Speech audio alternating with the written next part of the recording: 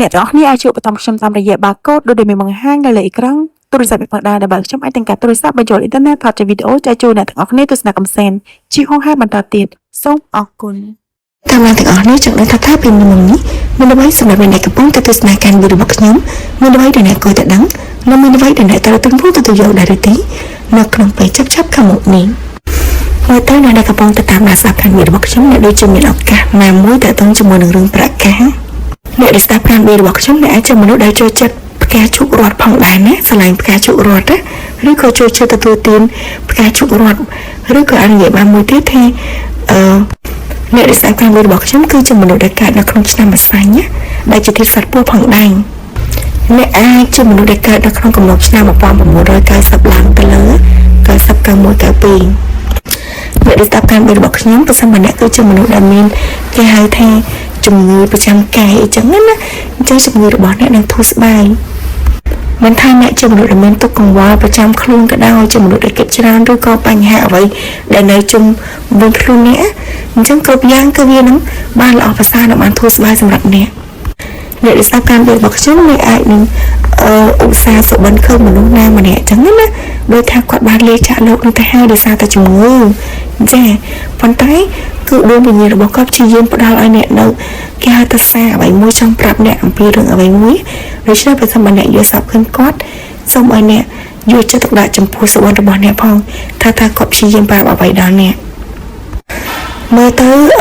ដួងចិត្តរបស់អ្នកនឹងលក្ខណៈថាสนุกជាងមុនលក្ខណៈថាមានអារម្មណ៍ល្អប្រសើរជាងមុនលែងខ្វល់ខ្វាយដូចមុនណានៅពេលដែលអ្នកបានយល់សប្តិឃើញមនុស្សម្នាក់នឹងឬក៏អាចនិយាយថាអារម្មណ៍របស់អ្នកទៅខាងមុខទៀតវានឹងបានធូរស្បើយចាអំពីទុក្ខកង្វល់អំពីបញ្ហាគ្រប់យ៉ាង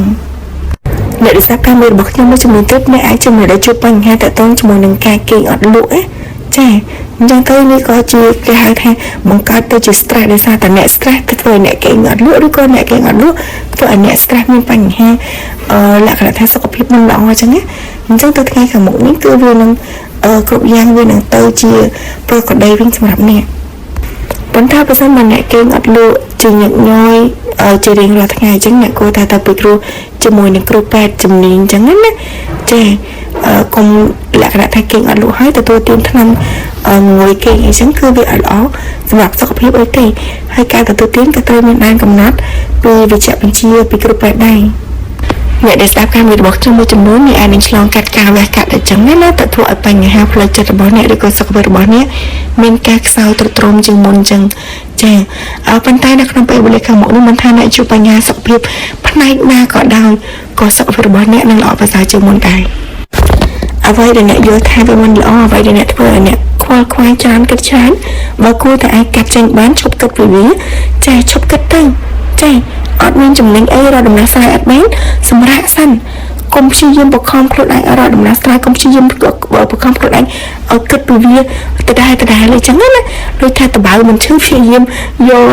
កអាការគិតនឹងយកមកធ្វើឲ្យខ្លួនឯងនេះឈឺចាប់ដដែលវាអត់ល្អសម្រាប់សុខភាពយើងទេអ្នកដែលស្ដាប់ការរបស់ខ្ញុំមួយចំនួនអ្នកដូចជាឆ្លងកាត់នៅការលំបាកដ៏ខ្លាំងមែនទែនតែម្ដងនៅក្នុងជីវិតរបស់អ្នកដូចថាគឺជាការលំបាកណាមួយដែលធ្វើឲ្យអ្នកមានអារម្មណ៍ថាខ្លួនឯងពិបាកនៅក្នុងការរស់នៅបន្តទៀតអញ្ចឹងណាចាប៉ុន្តែបើសិនបើអ្នកជប់គិតពីវាជក់ខ្វល់ពីវាឬក៏អាចនិយាយថាធ្វើខ្លួនឯងឲ្យសบายរស់តាមដំណើរជីវិតកុំបង្ខំចាអ្នកខ្លះចង់បានអីមួយបង្ខំខ្លួនឯងខំតស៊ូអត់ងើយអត់គេងដើម្បីឲ្យបានវាហើយអ្នកខ្លះទៀតចង់បានអ្វីមួយអញ្ចឹងទៅចេះតែគេងគិតសម័យថាធ្វើម៉េចដើម្បីបានវាមួយថ្ងៃគេតែពីររកវិធីខួរក្បាលអត់មានពេលសម្រាប់ចាអញ្ចឹងទៅលក្ខណៈថាអ្នកគួរតែភ្ញាក់រលឹកមើលថែសុខភាពខ្លួនឯងឲ្យបានជាចាំបាច់ជាចម្បងចាជាធម្មតាមនុស្សយើងនៅពេលដែលសុខភាពល្អចេះតែគិតថាចង់បាននេះចង់បាននោះប៉ុន្តែយើងភ្លេចថែរក្សាសុខភាពរបស់ខ្លួនឯងនៅពេលណាមួយដែលសុខភាពយើងវាទ្រុឌទ្រោមចាវាធ្វើឲ្យយើងនេះលែងមានកម្លាំងចិត្តតទៅមុខទៀតចេះតែគិតថាព្យាយាមឲ្យអត់បានឬក៏និយាយលក្ខណៈថាពេលវេលាដែលទទួលបានរបស់ដែលយើងចង់បាននោះវាយូរពេកចាវាធ្វើឲ្យយើងអត់សង្ឃឹមអីចឹងទៅគឺវាធ្វើឲ្យកម្លាំងចិត្តរបស់យើងនេះវាទ្រុឌទ្រោមទៅតាមនឹងដែរអញ្ចឹងអ្នកគួរតែភ្ញាក់រលឹកមើលថែសុខភាពរបស់ខ្លួនឯងជាសំខាន់ជាចម្បងឡើងវិញ ជីវិតបើថាយើងខំតស៊ូវាមិនខុសទេចានៅក្នុងការសង្វាតចង់បានអ្វីដែលយើងចង់បានប៉ុន្តែអ្នកទាំងអស់គ្នាធ្លាប់ជួបប្រទះនៅបញ្ហាមួយនេះបើកាលណាយើងកាន់តែខំអ្វីដែលយើងចង់បានអ្វីដែលយើងស្វែងរកនោះវាកាន់តែនៅឆ្ងាយពីយើងប៉ុន្តែបើយើងដើរតាមសម្រួលថ្មិចបើកមួយថ្ងៃទៅមួយថ្ងៃយើងបែរជាទៅដល់គោលដៅដែលយើងចង់បាននោះដោយមិនដឹងខ្លួនវិញក៏ថាបានផងដែរអ្នកដែលស្ដាប់ការវិភាគរបស់ខ្ញុំអ្នកអាចនឹងជួបតាក់ទងជាមួយនឹងនរណាម្នាក់ដែលគេមានសូរីសានជា Libra Aquarius ជា Leo Scorpio Taurus Gemini Virgo Capricorn មនុស្សដែលគេមានសូរីសានទាំងអស់ហ្នឹងគឺគេនឹងតាក់ទងមកអ្នកដែលស្ដាប់ការវិភាគរបស់ខ្ញុំហើយនៅពេលដែលអ្នកបានជួបតាក់ទងជាមួយគេអារម្មណ៍របស់អ្នកនឹងបានធូរស្បើយហើយជំងឺរបស់អ្នកក៏យើងល្អប្រសើរជាងមុនចឹងណាជាពិសេសគឺតាក់ទងទៅនឹងគេហៅថាអារម្មណ៍ផ្លូវចិត្តអ្នកអាចនឹងឧស្សាហ៍សុបិនឃើញមនុស្សម្នាក់នឹងនៅក្នុងយល់សប្តិរបស់អ្នកពេលរីត្រីផងដែរណាគឺបានន័យថាមានតែមនុស្សដែលស្ថិតនៅក្នុងសុបិនអ្នកនឹងហើយដែលអាចមកព្យាបាលរបួសផ្លូវចិត្តរបស់អ្នកបានអានេះបានមួយទៀតផងដែរថាមនុស្សដែលនៅក្នុងសុបិនរបស់អ្នកនឹងហើយដែលគេចង់មកផ្សះផ្សាមកត្រូវរើគ្នាជាមួយអ្នកឬក៏គេចង់មកតាក់ទងជាមួយនឹងអ្នកនឹងឯងអានិយាយផងដែរថាមនុស្សដែលអ្នកសុបិនឃើញហ្នឹងគឺគេអត់សប្បាយចិត្តទេនៅពេលដែលគ្មានអ្នកនៅក្នុងជីវិតរបស់គេដូច្នេះគេចង់មកនិយាយគេចង់មកបកស្រាយគេចង់មកមានការតាក់ទងជាមួយអ្នកដើម្បីឲ្យជីវិតរបស់គេនេះសប្បាយឡើងវិញនៅពេលដែលអ្នកមានឱកាសជួបជាមួយនឹងមនុស្សដែលអ្នកតែងតែតន្ទឹងរង់ចាំដែលគេនឹងតាក់ទងមកអ្នកហ្នឹងអ្នកគួរតែបកស្រាយគួរតែនិយាយអំពីអ្វីគ្រប់យ៉ាងដែលលាក់នៅក្នុងចិត្តរបស់អ្នកឲ្យបានស្រឡះឲ្យបានច្បាស់លាស់ជាមួយនឹងគេកុំលាក់បាំងអារម្មណ៍របស់ខ្លួនឯងកុំលាក់បាំងការគិតរបស់ខ្លួនឯងនិយាយចេញអស់ទៅចិត្តរបស់អ្នកនេះវាបានធូរស្បើយទៅគ្រប់យ៉ាងនេះវាដំណើរការទៅរលូនវាមានដំណោះស្រាយមនុស្សម្នាក់ដែលគេនឹងមកតាក់ទងជាមួយនឹងអ្នកដែលស្ដាប់ការវិភាគរបស់ខ្ញុំនេះគឺគេមកបែបច្បាស់លាស់តែម្ដងនេះគឺនិយាយចំហើយមកបែបប្រកបវិជ្ជាបើសិនជាអ្នកទាំងពីរអាចលក្ខណៈថាបង្ហាញអារម្មណ៍របស់ខ្លួនឯងទៅកាន់គ្នាទៅវិញទៅមកកុំលាក់បាំងកុំអៀនកុំខ្មាស់ចាកុំគិតច្រើនគឺអ្នកទាំងពីរអាចនឹងមានឱកាសនៅក្នុងការចូលរងជ័យជាមួយគ្នាផងដែរអ្នកដែលស្ដាប់ការវិភាគរបស់ខ្ញុំអ្នកអាចជាមនុស្សដែលទទួលរងនៅទុក្ខសោកតាំងពីកុមារភាពមកក៏ថាបានផងដែរហើយអ្នកតែងតែលាក់បាំងអារម្មណ៍របស់ខ្លួនឯងការជិះចាប់ក៏ដូចជាលក្ខណៈថាវិបត្តិផ្លូវចិត្តតាំងពីក្មេងៗមកហ្មងណាហើយបញ្ហារបស់អ្នកហ្នឹងក៏ជាទំនាក់ទំនងមួយដែលធ្វើឲ្យវាប៉ះពាល់ទៅដល់ការដែលអ្នកប្រស្រ័យជាមួយនឹងមនុស្សនៅជុំវិញរបស់ខ្លួនអ្នកចាបានថាធម្មតាយើងបៀមទុកទៅពេលយើងទៅតាក់ទងជាមួយអ្នកណាទៅអត្តចរិតរបស់យើងចេញមកវាអត់ឆ្លាស់ជាមនុស្សទូទៅវាដូចជាមនុស្សដែលលក្ខណៈថាវាមានសុខភាពអត់ប្រក្រតីនៅក្នុងខ្លួនអញ្ចឹងណាបើកន្លែងរស់នៅណាមួយបើតំបន់ណាមួយមនុស្សណាមួយដែលធ្វើឲ្យអ្នកនៅតែកើតទុកនៅតែមិនឆ្លាស់នៅក្នុងជីវិតរស់សុភមង្គលខ្លួនឯងមិនច្បាស់លាស់មិនឃើញគួរតែចាក់ចេញដែរអញ្ចឹងណាបើសិនបើអ្នកនេះជាមនុស្សដែលមានទំនួលខុសត្រូវអាចរស់នៅដោយខ្លួនឯងបានចាដើរចេញទៅយើងមិនមែនជាដើមឈើដែលដុះកន្លែងណាហើយនៅកន្លែងហ្នឹងរហូតទេចាយើងមានជើងដើរបានយើងមានដៃពីរជើងពីរយើងមានឱកាសនៅក្នុងការរកប្រាក់ចិញ្ចឹមខ្លួនឯងបានដូច្នេះយើងគួរតែស្វែងរកសុភមង្គលដល់ខ្លួនឯងធ្វើនៅអ្វីដែលធ្វើឲ្យយើងយល់ថាអារម្មណ៍របស់យើងល្អប្រសើរចាកុំបង្ខំខ្លួនឯងខាំងខ្លួនឯងធ្វើនៅអ្វីដែលវាតែងតែលក្ខណៈថាដាក់សម្ពាធដល់ខ្លួនឯងកុំអ្នកខ្លះគឺគាត់យកចិត្តទុកដាក់តែចំពោះសុខភាពផ្លូវកាយទេប៉ុន្តែគាត់ភ្លេចយកចិត្តទុកដាក់ចំពោះសុខភាពផ្លូវចិត្តរបស់ខ្លួនឯងអ្នកទាំងអស់គ្នាត្រូវដឹងថាផ្លូវចិត្តនេះគឺសំខាន់ជាងសុខភាពផ្លូវកាយទៅទៀតផ្លូវកាយអាចព្យាបាលបានប៉ុន្តែផ្លូវចិត្តបើកាលណាកើតហើយវាអាចត្រាំត្រែងរាប់ឆ្នាំតែម្ដងទៅជាជំងឺរ៉ាំរ៉ៃអ្នកខ្លះឈឺអត់ដឹងខ្លួនទេឃើញអ្នកខ្លះតែសบายប៉ុន្តែចុងបញ្ចប់ទៅជាគិតខ្លីគិតអ្វីដែលមិនល្អសម្រាប់ខ្លួនឯងអញ្ចឹងណានេះគឺមកពីបញ្ហាសុខភាពផ្លូវចិត្តបើអ្នកទាំងអស់គ្នាជួបរឿងនឹងមែនណាខ្ញុំលើកទឹកចិត្តឲ្យអ្នកទាំងអស់គ្នាទៅជួបពិគ្រោះជាមួយនឹងគ្រូពេទ្យជំនាញឲ្យច្បាស់លាស់តែម្ដងណាហើយគ្រូពេទ្យដែលធូរថ្លៃបំផុតគឺនៅពេទ្យរុស្ស៊ីនឹងឯងអត់មានពេទ្យណាធូរថ្លៃជាងពេទ្យរុស្ស៊ីទេទៅអ្នកនឹងបានជួបជាមួយនឹងមនុស្សថ្មីណាម្នាក់ឬក៏ជួបជាមួយនឹងនរណាម្នាក់ដែលអ្នកធ្លាប់ស្គាល់កន្លងមកក៏ថាបានផងដែរដែលនឹងមានការចាប់ផ្ដើមថ្មីជាមួយគ្នាចាជីវិតរបស់អ្នកនឹងផ្ដើមពីចំណុច0ទៅជាមួយគ្នាតែម្ដងណាវាតកតងជាមួយនឹងផ្លូវអារម្មណ៍ដូចថាចាប់ផ្ដើមស្រឡាញ់គ្នាឡើងវិញដូចជាមនុស្សដែលទើបតែស្គាល់គ្នាហើយស្រឡាញ់គ្នាយកតែម្ដងអញ្ចឹងណា អ្នកដែលស្ដាប់ការមេរបស់ខ្ញុំអ្នកក៏អាចនឹងមានឱកាសនៅក្នុងការទទួលបាននូវការងារថ្មីណាមួយសម្រាប់ខ្លួនឯងផងដែរដែលប្រៀបដូចជាក្តីសម័យមួយដែលខ្លាចទៅជាការពិតដែលអ្នកតែងតែចង់បានការងារមួយអញ្ចឹងណាហើយលក្ខណៈថាការងារហ្នឹងអាចនឹងតម្រូវឲ្យអ្នកនេះមានការផ្លាស់ប្ដូរទីលំនៅឬក៏ជាការងារមួយដែលអ្នកត្រូវធ្វើដំណើរទៅមកបើសិនបើអ្នកដែលស្ដាប់ការមេរបស់ខ្ញុំគឺជាមនុស្សដែលអត់ទាន់មានការងារធ្វើច្បាស់លាស់ទេដូច្នេះគឺនៅក្នុងពេលខាងមុខនេះគឺអ្នកនឹងទទួលបានការងារមួយហើយអ្នកស្ដាប់ការមេរបស់ខ្ញុំមួយចំនួនទៀតអាចនិយាយថាគឺអ្នកអាចនឹងទទួលបានប្រាក់ខែកើនឡើងច្រើនជាងមុនគេដំឡើងប្រាក់ខែឲ្យអ្វីដែលធ្វើឲ្យអ្នកមានជំងឺថប់អារម្មណ៍ចាដែលធ្វើឲ្យអ្នកពិបាកនៅក្នុងការដកដង្ហើមលក្ខណៈថាការគិតរបស់អ្នកនឹងល្អប្រសើរជាងមុននិងធូរស្បើយជាងមុនណាបើសិនបើអ្នកនឹងមានការសម្ភាសឬក៏នឹងមានការប្រកួតប្រជែងការប្រឡងណាមួយគឺអ្នកនឹងទទួលបាននៅគេហៅថាលទ្ធផលល្អប្រសើរសម្រាប់អ្នកហើយមិនបាច់ភ័យពេកមិនបាច់ព្រួយបារម្ភពេកទេគ្រប់យ៉ាងគឺវានឹងទៅយ៉ាងរលូនសម្រាប់អ្នកតែម្ដង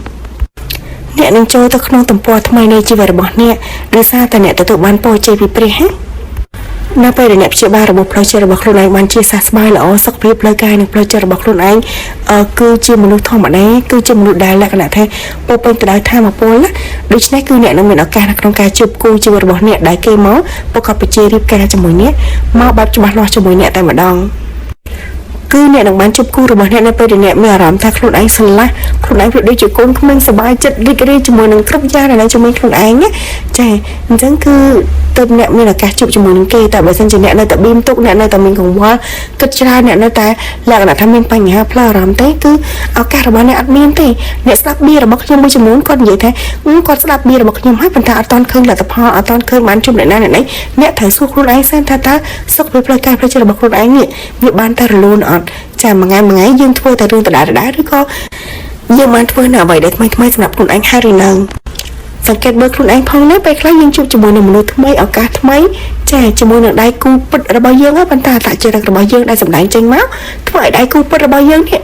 គឺគេខ្លាចក្រអាជាមួយយើងគឺគេអត់ទុកចិត្តយើងចឹងតែគេក៏លក្ខណៈថាបែកចេញពីយើងទៅទៀតទៅអ្នកដែលស្ដាប់ការមេរបស់ខ្ញុំមួយចំនួនគឺអ្នកចង់បានកូនផ្ទាល់ខ្លួនហ្នឹងណាចាចង់មានកូនមែនតើហើយអ្នកក៏អាចនឹងទទួលបានបុត្រដែលជាលក្ខណៈថាចំណងដៃដែលអ្នកតែងតែចង់បានតែប្រាថ្នានឹងផងដែរអ្នកដែលស្ដាប់ការមេរបស់ខ្ញុំមួយចំនួនទៀតគឺក្តីសម័យតាំងពីក្មេងរបស់អ្នកគឺចង់មានផ្ទះផ្ទាល់ខ្លួនដូច្នេះនៅក្នុងពេលខាងមុខនេះគឺអ្នកអាចនឹងទិញបានផ្ទះណាមួយដែលបំពេញនៅគេហៅថាបំណងប្រាថ្នានៃជីវិតរបស់អ្នកបានណាដោយថាក្តីសម័យតាំងពីក្មេងរបស់អ្នកណាមួយគឺនឹងខ្លាចទៅជាការពិតនិងជោគជ័យអ្នកដែលស្ដាប់ការមេរបស់ខ្ញុំអ្នកអាចជួបដោះស្រាយជាមួយនឹងមនុស្សណាម្នាក់ដែលមានអាយុក្មេងជាងអ្នកហើយគេអាចនឹងអញ្ជើញអ្នកឲ្យទៅលេងផ្ទះរបស់គេមនុស្សម្នាក់នោះគឺគេអាចមាន zodiac sign ជា Scorpio ផងដែរហើយគេអាចជាមនុស្សដែលមានទ្រព្យសម្បត្តិជាមនុស្សដែលមានលក្ខណៈថាគេហៅថាជាអ្នកមានដែរអញ្ចឹងណាហើយគេអាចនឹងចូលចិត្តនៅក្នុងការស្លៀកពាក់ឯកសណ្ឋានជាឈុតណា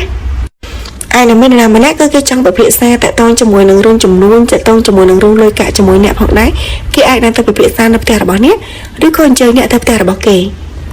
អាននិយាយបានមួយទៀតថាមនុស្សម្នាក់ហ្នឹងគឺគេជាមនុស្សដែលមានផ្ទះធំណាចាផ្ទះធំទំនំខ្ពស់ចឹងទៅគឺគេអាចនឹងនាំអ្នកទៅនៅផ្ទះរបស់គេផងដែរអាននិយាយបានមួយទៀតផងដែរថាអ្នកដែលស្ដាប់ការរបស់ខ្ញុំនេះគឺអ្នកអាចជាមនុស្សដែលមានកូនរបស់ខ្លួនឯងរួចទៅហើយណាឬក៏មនុស្សដែលគេមកតាក់ទងជាមួយអ្នកនោះគឺគេមានកូនរបស់គេរួចទៅហើយក៏ថាបានផងដែរហើយលក្ខណៈថាគឺគេមើលឃើញថាអ្នកដែលស្ដាប់ការនេះគឺជាគេដូចថាជាមនុស្សដែលអាចព្យាបាលរបបផ្លូវចិត្តរបស់គេអញ្ចឹងណាអញ្ចឹងទៅគឺគេចង់យកអ្នកទៅនៅជាមួយគេនិយាយទៅគឺអ្នកដែលស្ដាប់ការរបស់ខ្ញុំនេះនឹងបានជួបជាមួយនឹងអ្នកមានណាម្នាក់អញ្ចឹងណាជាពិសេសបើសិនបើមនុស្សម្នាក់ហ្នឹងគឺជាមនុស្សប្រុសណាចាគឺគេនឹងមកជួយអ្នកឲ្យតាក់ទងជាមួយនឹងរឿងហិរញ្ញវត្ថុរបស់អ្នកឲ្យល្អប្រសើរគេអាចជួយអ្នកជាការផ្ដល់ឱកាសការងារណាមួយឲ្យអ្នកក៏ថាបានផងដែរសម្រាប់អ្នកខ្លះគឺគេអាចមកដើម្បីនៅក្នុងការតាក់ទងអ្នកជាមនុស្សសញ្ចេតនាហើយអ្នកអាចនឹងមានឱកាសនៅក្នុងការរៀបការជាមួយនឹងមនុស្សអ្នកមានម្នាក់ហ្នឹង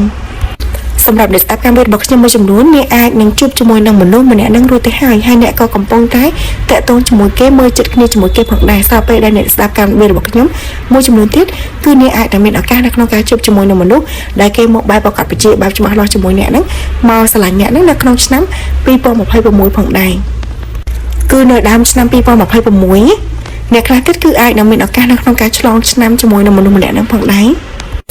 ចាអានេះគឺជាទីបញ្ចប់សម្រាប់ការមាននៅក្នុងពេលនេះហើយខ្ញុំសង្ឃឹមថាអ្នកទាំងអស់គ្នានឹងចូលចិត្តការមានរបស់ខ្ញុំសូមកុំភ្លេចជួយ like subscribe និង share channel របស់ខ្ញុំអ្នកមួយផងដែរក៏ដូចជាជួយ comment ខាងក្រោមវីដេអូថាតើការទូទាយនេះត្រូវជាមួយអ្នកទាំងអស់គ្នាបានប្រមាណភាគរយដើម្បីជាការចែករំលែកទៅដល់អ្នកដទៃ